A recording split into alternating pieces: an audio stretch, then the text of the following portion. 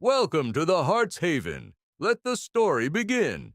A millionaire couldn't sleep for 3 years until a poor little girl entered his life.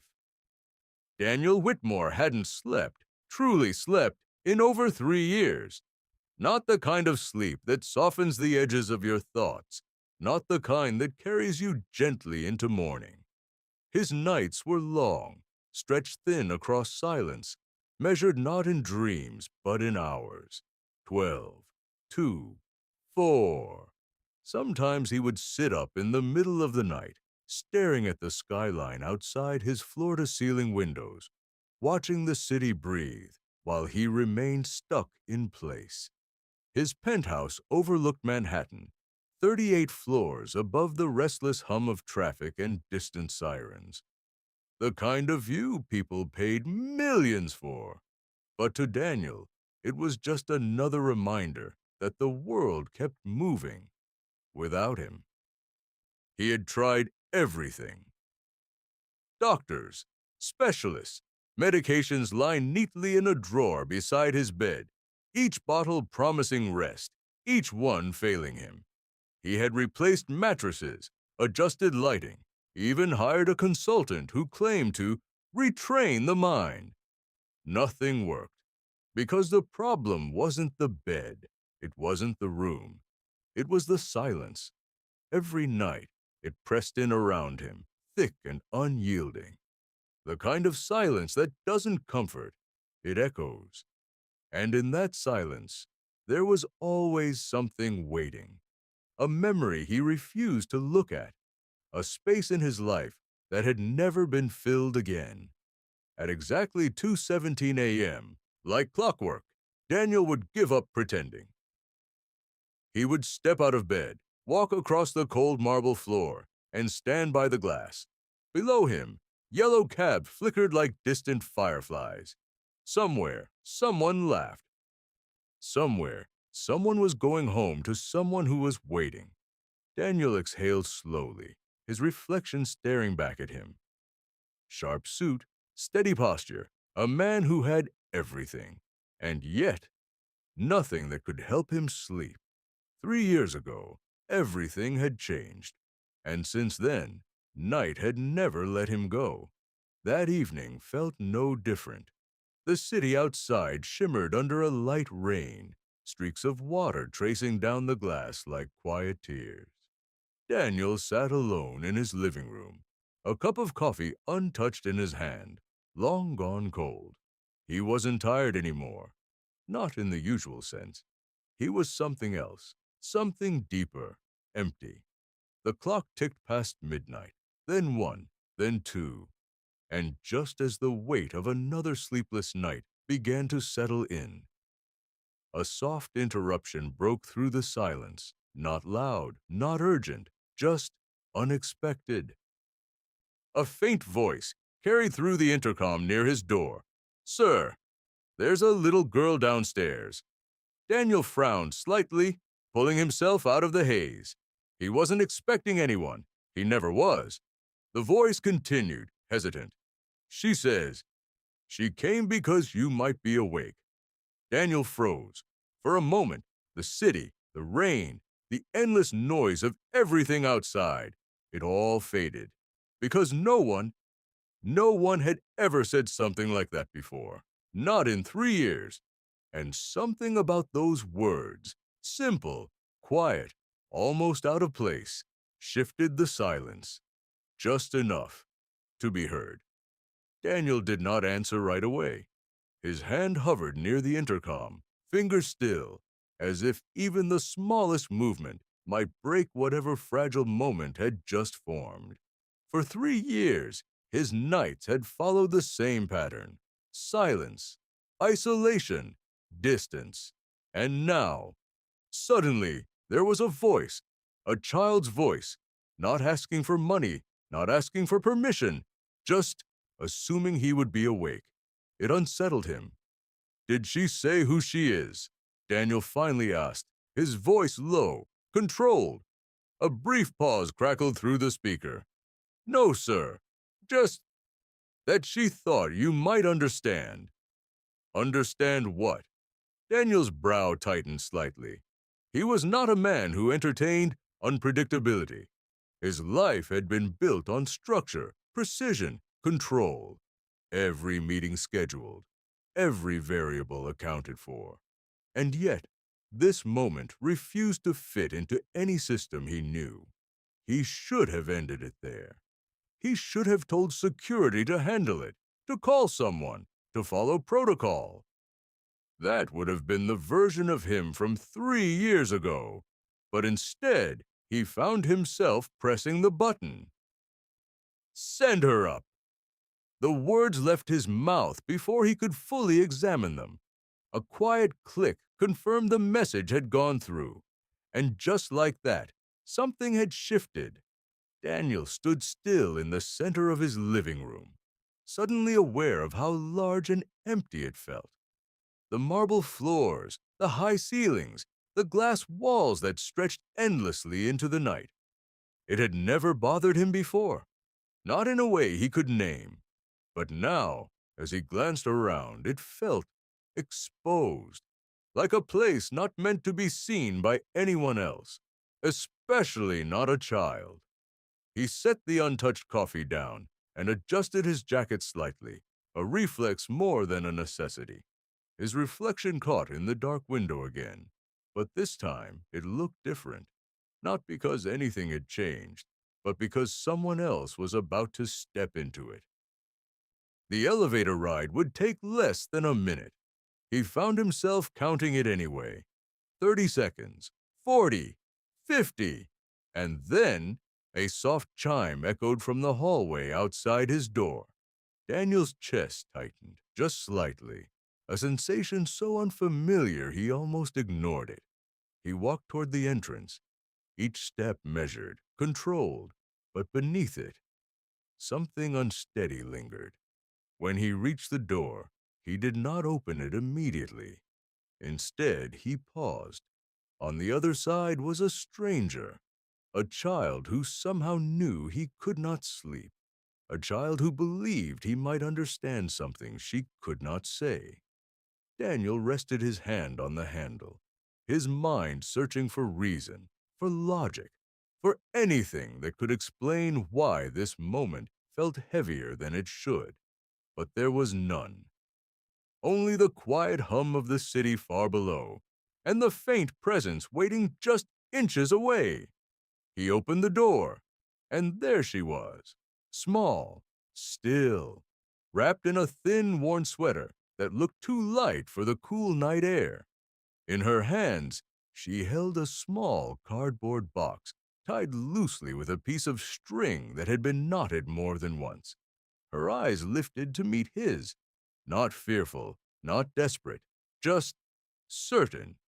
For a moment, neither of them spoke.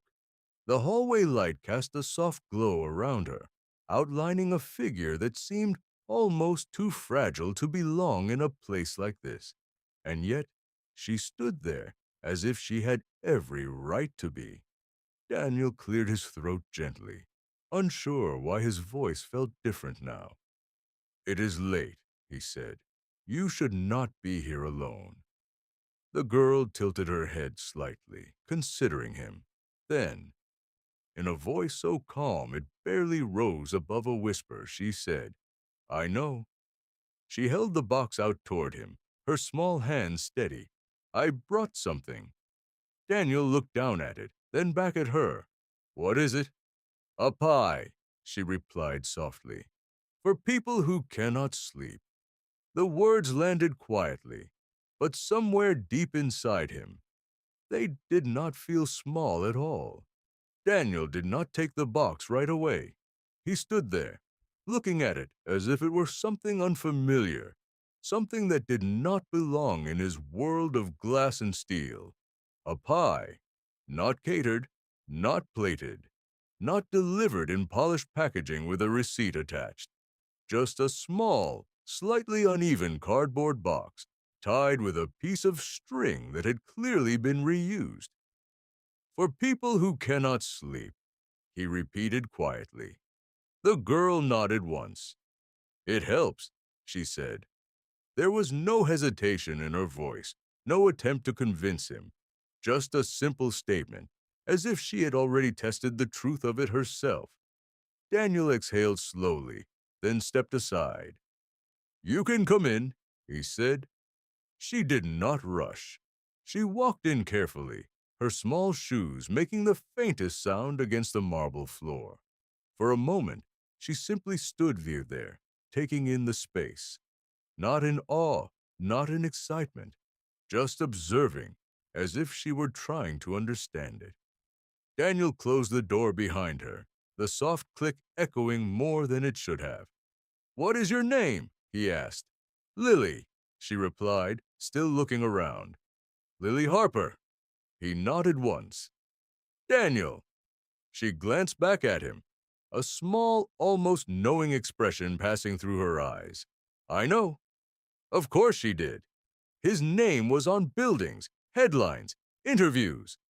But the way she said it did not feel like recognition. It felt personal, and Daniel could not explain why. He gestured toward the living room. "You can set it down there." Lily walked over to the large dining table, her steps light but steady. She placed the box in the center, then carefully untied the string, looping it neatly beside it instead of dropping it. A small habit, a quiet kind of care. Daniel watched without realizing he was doing so.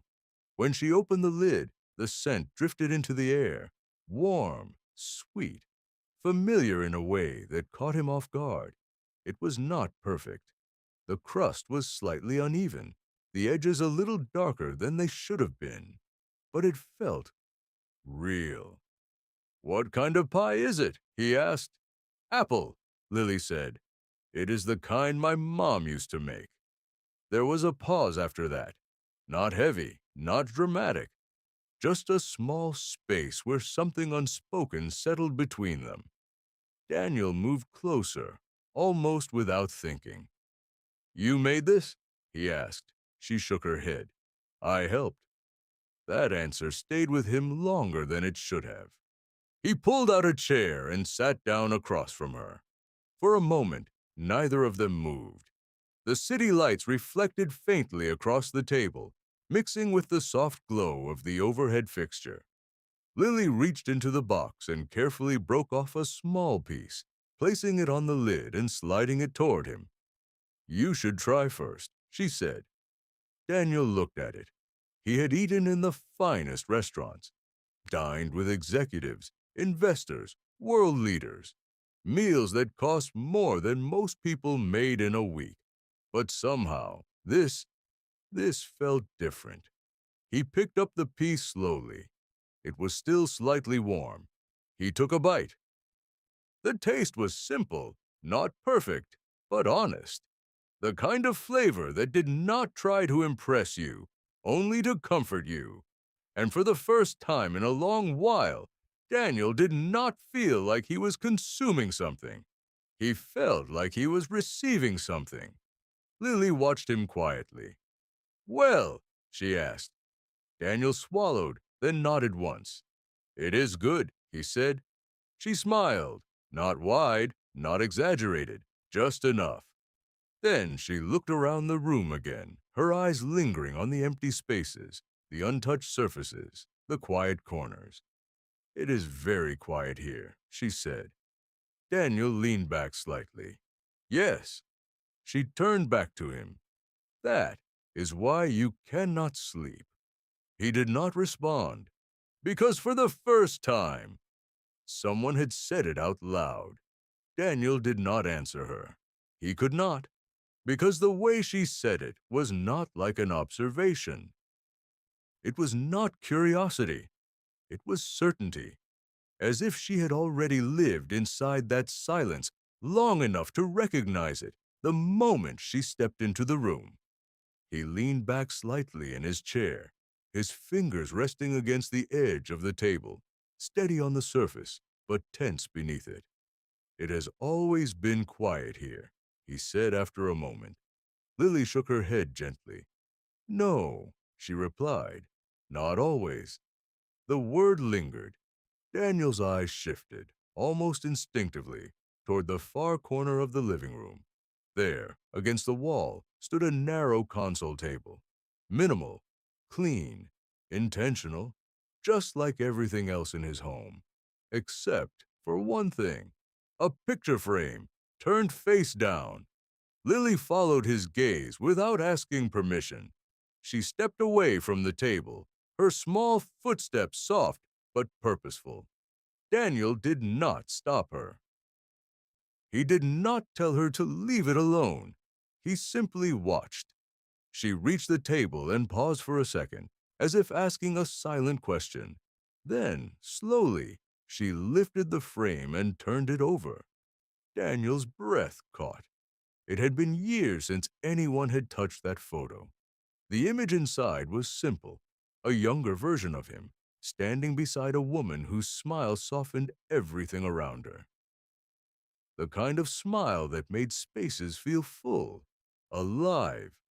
Lily looked at it quietly. "Is that your family?" she asked. Daniel stood up, his chair sliding back slightly across the floor. "That was my wife," he said. He did not move closer.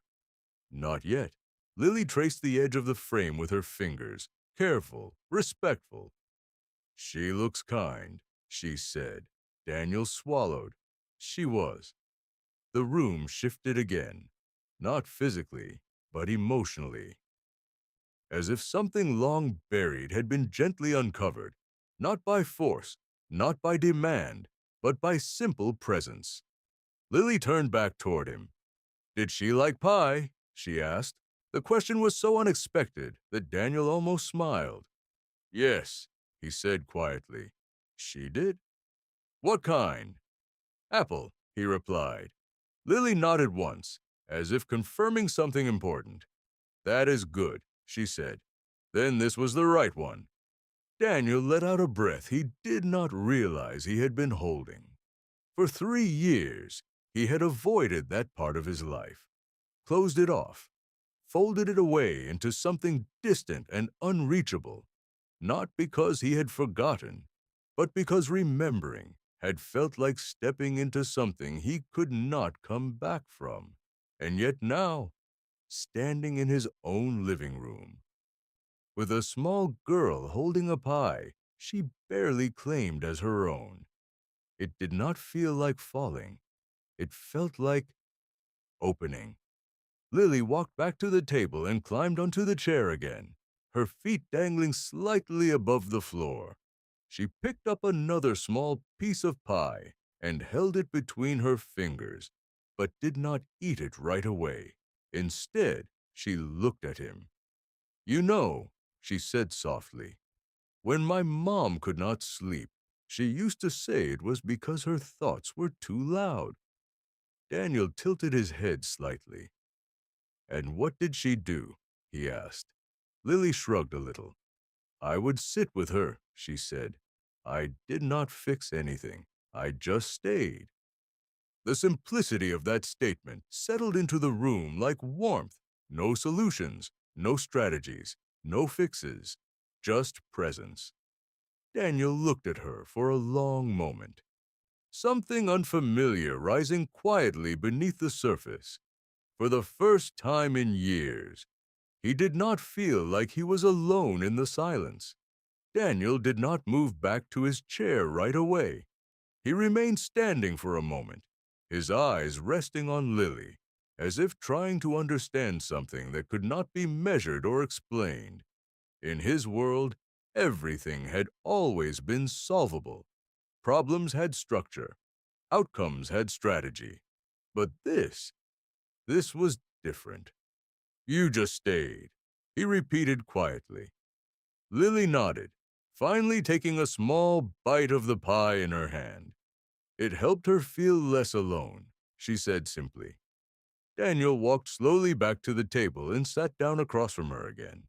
The city outside continued its endless motion, headlights sliding across the glass, distant horns blending into the night. But inside the room, everything felt slower now, softer. "When did you learn that?" he asked. Lily thought for a second. I do not know, she said. I think when someone is quiet for too long, you can hear what they need. Daniel let that sit. For 3 years, people had spoken to him constantly.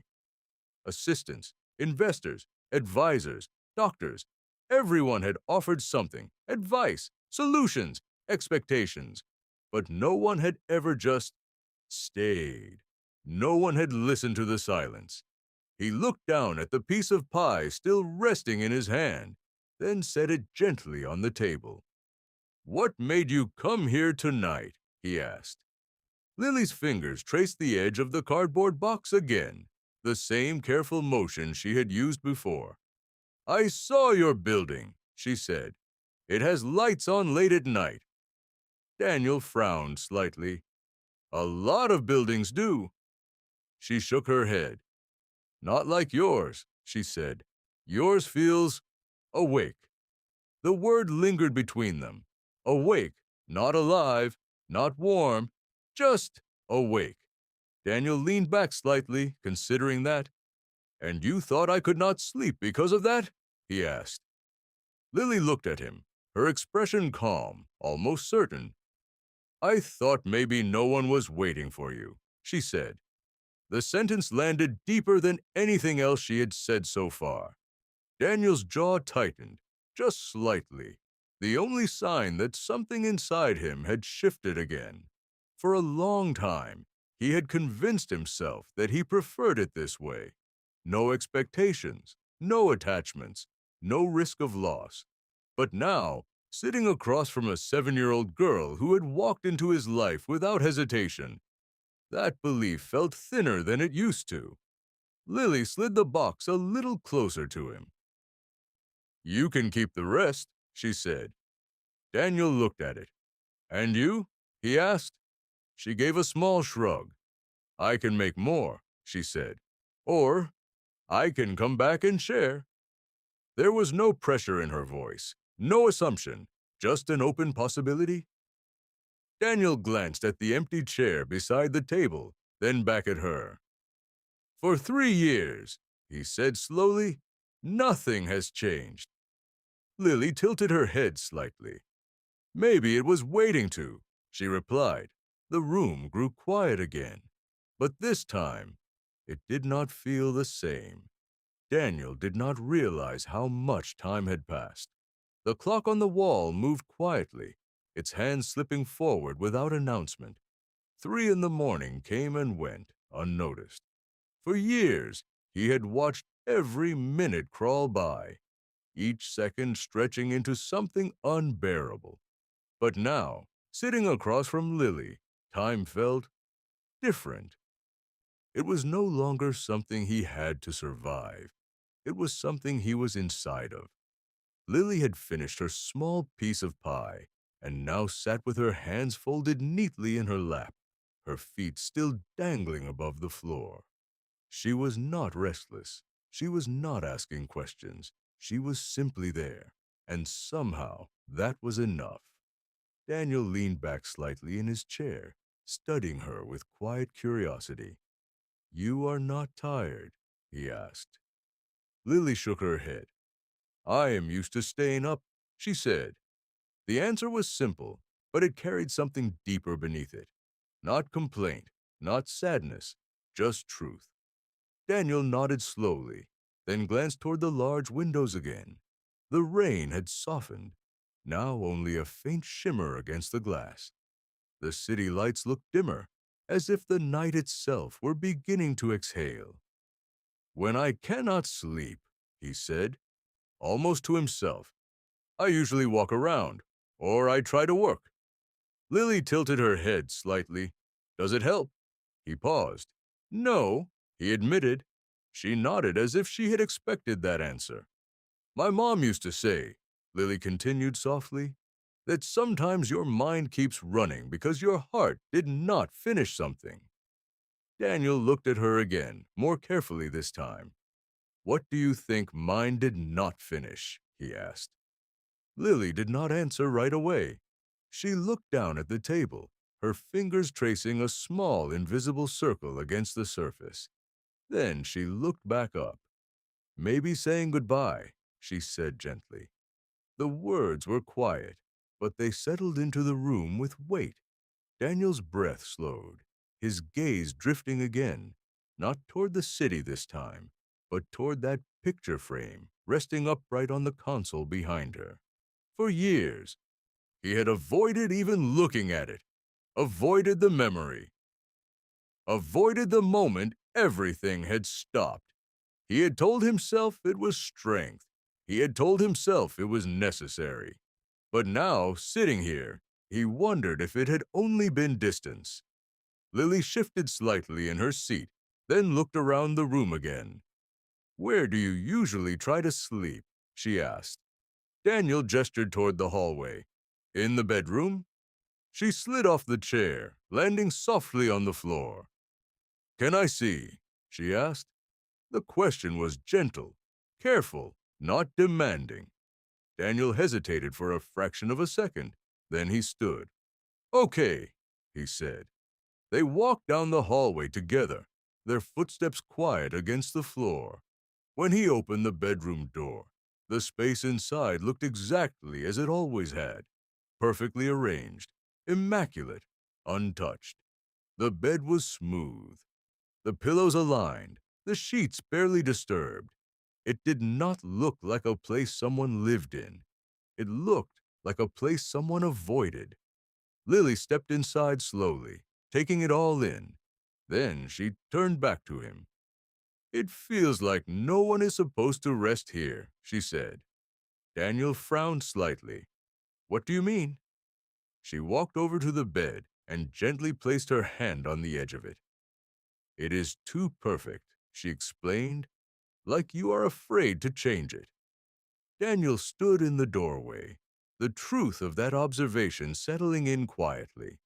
For 3 years, he had kept everything exactly the same, as if changing anything would mean letting go, as if holding everything still could somehow keep the past from moving further away. Lily looked up at him. "Maybe tonight," she said softly, "it does not have to stay perfect." And for the first time, that idea did not feel like loss. Daniel stood there, just inside the doorway, watching as Lily's small hand rested on the edge of the bed. For a long time, that bed had been untouched, not because he did not try to use it, but because something about it felt wrong, too still, too preserved, like a memory frozen in place instead of a space meant for rest. "Nothing has moved here," Lily said quietly. Daniel shook his head. "No." She looked back at him. "Not even a little." He hesitated. "Not since." He stopped himself before finishing the sentence. Lily did not press. She simply nodded, as if she understood the part he did not say. Then, gently, she reached up and pulled one of the pillows slightly out of place. It was a small movement, barely noticeable, but in that moment, it felt enormous. Daniel's chest tightened. For 3 years, everything in this room had remained exactly as it was, controlled, preserved, untouched, as if changing anything would erase what had once been there. But watching Lily now, it did not feel like erasing. It felt like breathing. "She used to sit right there," Daniel said suddenly, his voice quieter than before. He stepped into the room, his eyes drifting toward the far side of the bed. Lily followed his gaze. "Your wife?" she asked softly. He nodded. "She would read at night," he continued. "Sometimes she would fall asleep with the light still on." A faint smile touched his expression, not from happiness, but from memory. "I used to turn it off for her." The room seemed to listen. Lily climbed gently onto the bed, sitting cross-legged near the center, careful not to disturb too much, but not avoiding it either. "Do you remember the last thing you said to her?" she asked. Daniel froze. The question came without warning. His mind searched for the answer, but instead of clarity, there was only distance. a moment he had avoided for so long that it no longer felt complete. I, he stopped again, his voice catching slightly. I am not sure. Lily nodded slowly. That happens sometimes, she said. When something hurts too much, your mind puts it somewhere far away. Daniel sat down at the edge of the bed, his hands resting on his knees, his gaze fixed on the floor. For 3 years, he said, almost to himself, I thought if I kept everything the same, I would not lose any more of her. Lily looked at him, her expression gentle but steady. But you also did not let anything new come in, she replied. The words settled between them.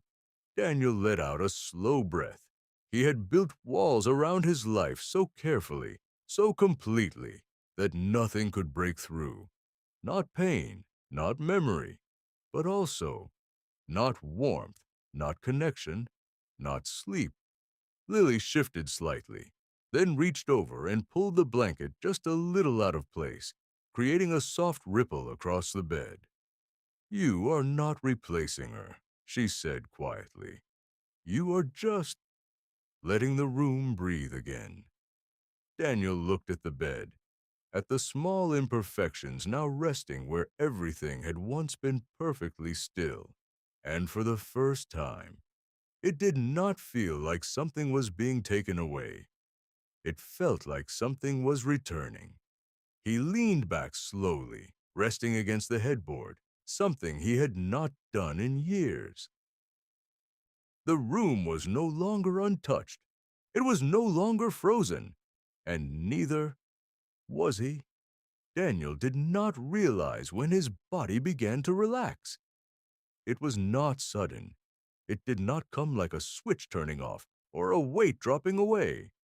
It was quieter than that, slower, like something inside him, long held tight, had finally loosened its grip without asking for permission. He leaned back against the headboard, his shoulders sinking just slightly into the softness behind him. The room no longer felt like a place he had to stand guard in. It felt lived in. Lily sat nearby, her small hands resting on the blanket she had gently shifted. She did not speak. She did not move much. She simply stayed, just as she had said she would. And somehow that was enough. Daniel closed his eyes for a moment, not to sleep, just to see what it felt like. The silence was still there. The city was still outside. The past had not disappeared. Nothing had been erased. But something had changed. The silence was no longer empty. It had someone in it. After a few seconds, he opened his eyes again, almost as if he did not fully trust the feeling yet. I usually cannot do that, he admitted quietly. Lily looked at him. What? Close my eyes without thinking about everything at once. She nodded, as if that made sense. My mom used to say your thoughts are like people knocking on a door, she said. If you never answer, they keep knocking louder. Daniel let out a soft breath. And if you do answer? They sit down, she replied. They stop trying so hard. He considered that. For years, he had tried to ignore everything. Every memory, every unfinished moment, every word left unsaid. He had kept the door closed so tightly that nothing could enter, but nothing could leave either. Lily adjusted slightly on the bed, then reached over and gently pulled the blanket toward him. You can try, she said. Just rest. You do not have to sleep yet. Daniel hesitated for only a moment. Then, slowly, he shifted, allowing himself to lie back fully for the first time in years. The pillow beneath his head was no longer perfectly aligned. The blanket was not smooth. The room was no longer untouched. And somehow, that made it easier. He stared at the ceiling for a few seconds, his breathing steady but unfamiliar in its calm. Then, without forcing it, His eyes closed again. This time, they did not open right away. Lily watched quietly, her presence gentle and steady, like a small anchor in a space that had once felt too vast to hold anything at all. Minutes passed. The city lights dimmed further as dawn slowly approached, soft gray tones beginning to replace the darkness outside the windows. And for the first time in 3 years, Daniel Whitmore did not fight the night. He rested inside it, not completely asleep, not yet, but closer than he had been in a very long time. Daniel shook his head, a faint smile settling in. I think, he said slowly, I would rather not be. The words carried something new. Not avoidance, not emptiness, but hope. He glanced once more at the room, at the small imperfections that had brought it back to life, and then back at her. Sometimes it is not the noise that helps you rest.